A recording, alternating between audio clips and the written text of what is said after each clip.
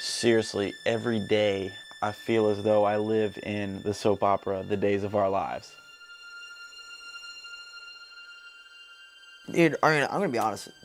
Like, what's going on? Like, can I like say how I really feel about him? Yeah. I'm oddly enough about to share with you a story about an odd couple who are my roommates. You know what? He has shotguns. 2 shotguns. It got to the point where it just got to be a awkward situation. I ended up moving out.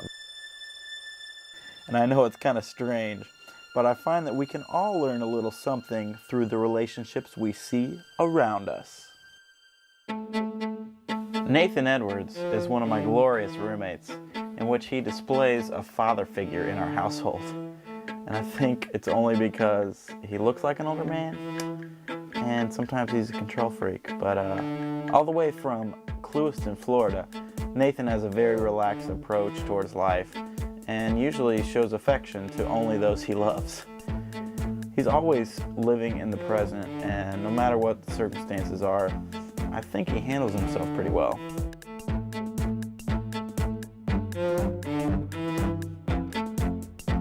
Now on the other hand, Andy Butler is somewhat an obnoxious Southern boy who asks us frequently if he's a bad roommate. But really, most of the time, he is easy to get along with, and his serious, enthusiastic outlook towards life gives us all something to think about.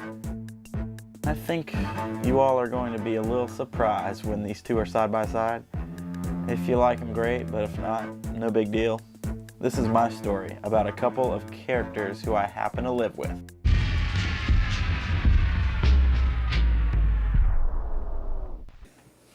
Wow. Well, the good, he cooks a lot of good meat. I seen the boy cook a lamb, and that's all he, one time I came back and all he was cooking was lamb.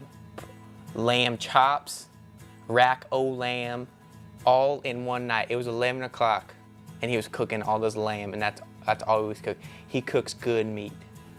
I like to fry fish. Fry fish, cook some grits, sweet tea. Yeah, good old Southern fish fry. He doesn't give me any of the meat. No meat at all. Nothing. Not even a little smidgen of meat.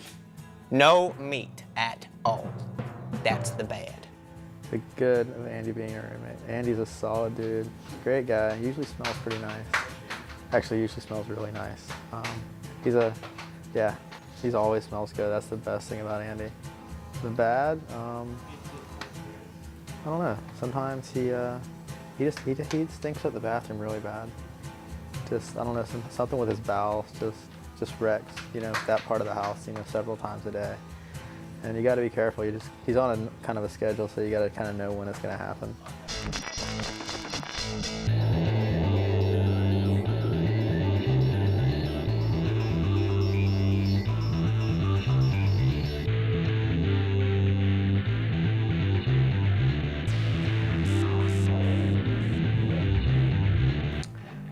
My tattoo that I'm currently working on, it's like a composition of a bunch of different Renaissance-style drawings and paintings of the martyr Stephen from the book of Acts in the Bible, from Acts chapter 7, actually. And Stephen was the first Christian martyr. I think the devil gets tattoos. He's a devil worshiper. I just really wanted to have this scene on my body because it's, basically like the ultimate expression of sacrifice and standing up for what you believe in.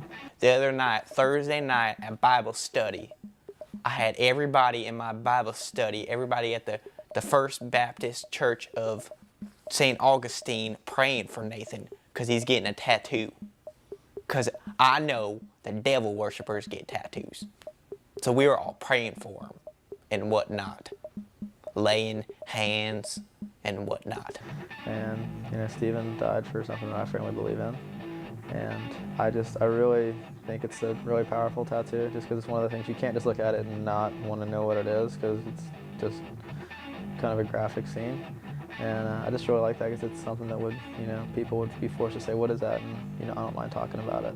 Nathan is a kind of heart, but there's just those times he turns into Nathan the mean guy. And when he turns into Nathan the mean guy, I'm Andy, the guy that's leaving the house. Because I don't like to be here. I'm gone. So he doesn't work well with me sometimes. But when he's being Nathan the good guy, he's okay. But not when he's being Nathan the bad guy. I met Andy through a guy named Dean that I was working with at Christian Surfers. And I don't know how they all got hooked up, but we were all surfing together and we met and started hanging. And got to be good friends, me and Andy and another guy, Pat. My name's Pat Higgins. We met through a course of different events. It's always just doing real random, weird stuff. I mean, I don't know. I try to stay away from him, to be honest with you. I feel like we just kind of hung out. And like, I can never really figure out what was going on. Like, I can't figure the guy out. Like, that's all I can say. Yeah, I'm sorry I keep laughing. I mean, the situation really isn't funny. Now, tell me you don't know a little bit more about roommate relationships? Yeah, I didn't think so. Well, unbeknownst to me, I walked upstairs and he had moved his stuff into the closet. And the closet's right in the bathroom. I haven't had my own bedroom for 9 months and I was not going to share a room no matter what it meant. And I try to go to the bathroom and he'll come out of his room all crazy and it disturbs me while I go to the bathroom. Sometimes you walk out and somebody's sitting there on the toilet taking a poop, but you know, it's one of those risks you gotta take. I don't know. He talks about every morning coming out of the closet. Do you know what? I can't deal with it anymore. He's always coming out and going in the closet. I wish he'd make up his mind about going in and out of the closet. It's pretty liberating, you know. First it was kind of awkward, you know, I thought people were gonna look at me differently, but it's really liberating, you know. Great start to the day, just walk out like a breath of fresh air, you're out of the closet, out there. Just stay in the closet. If you're gonna stay in the closet, stay in the closet. Believe me, you have no idea what kind of relationship this is until you look into it.